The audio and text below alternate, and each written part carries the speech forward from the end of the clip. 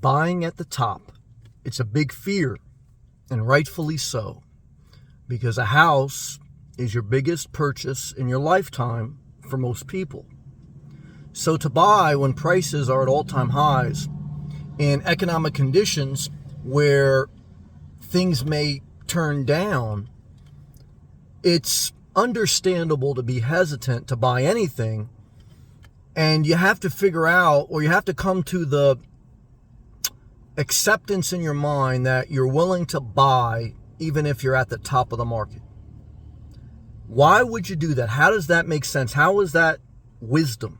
You should always use some level of wisdom in all decision making to try to mitigate your risk and live your best life possible. So here's why there's a level of wisdom in buying in the top of the market. If you have located a property where you have researched for months and years, it's in an area that you project yourself living in for 5, 10 years or longer. You have a daily routine within that area that has all the amenities, all the shops, all the grocery, all the economic opportunities. You're surrounded by good infrastructure. You're surrounded by other good communities. And this is your long-term plan. And it's below your means. It's below your means. It's below your means.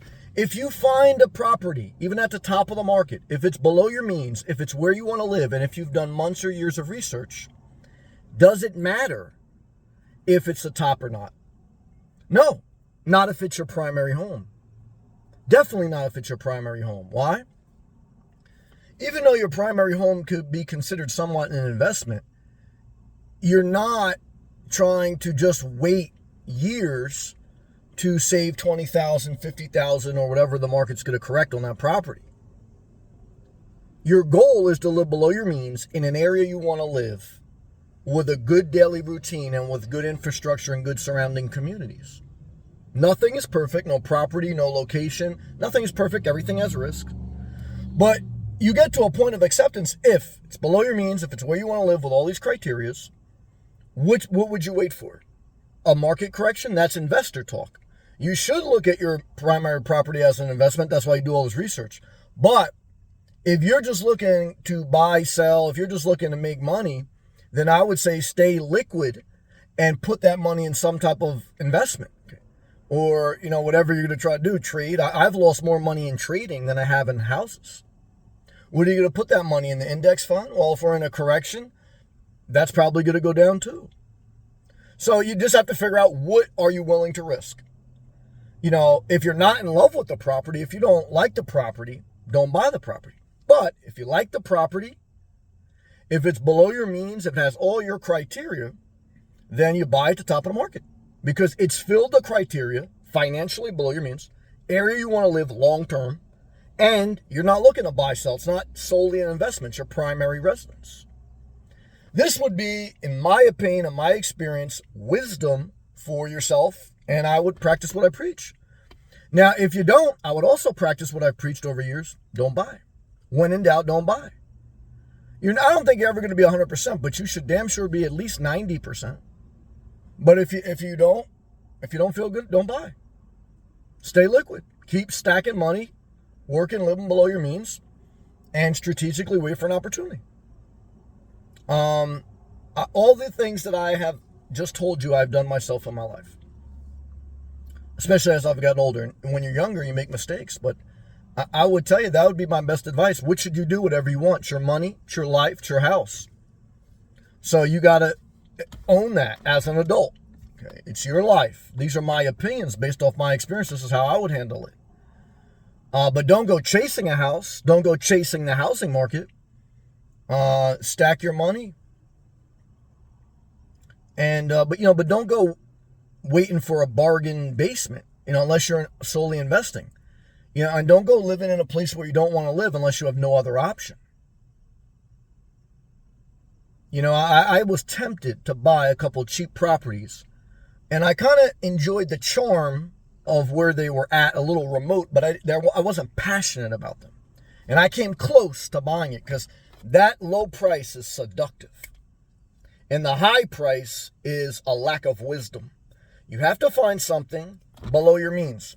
It could be a little bit towards the top of below your means, but it has to be below your means.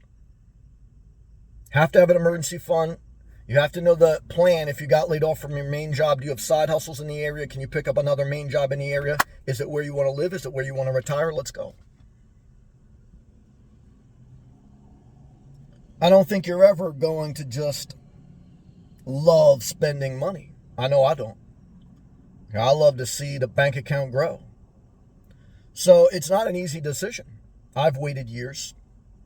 And I want to tell you that wait if you need to wait. Especially if you can afford to wait. As far as, you're not pressed. But it's a tough thing, I'm saying all that to say, I felt a lot of pain these past few years. I enjoy being a nomad. So, and I'm single, no pets, no kids, and I'm middle-aged, but and not everyone is, but I would tell you that stay flexible. And this is the order of things I did. I think it's wisdom. Number one is keep your job. Your income is your income is your financial lifeblood. Number two is downsize while you maintain your income.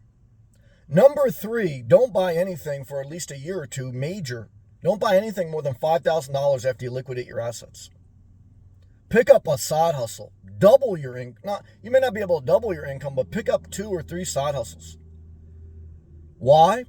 Now you got a lot of money streams. You got a lot of options. And then strategically wait and see if you want to buy. And don't be scared to walk away from a property. At a certain point, don't be scared to go into it if you've done all the research, if you mitigate your risk. There's no guarantee. But, do all the things. And I believe, I believe that's wisdom. As best you can get in this world. Can things, if you do everything right, can things be a total disaster? Of course. No guarantees in life. But I believe wisdom will guide you, the grace of God along the way, and that's all we can do. That's all we can do. Thank you for watching. If these videos help, please click that thumbs up. You want to support the channel, please click that blue join button. Thank you to all my members. I'll see you in the next video.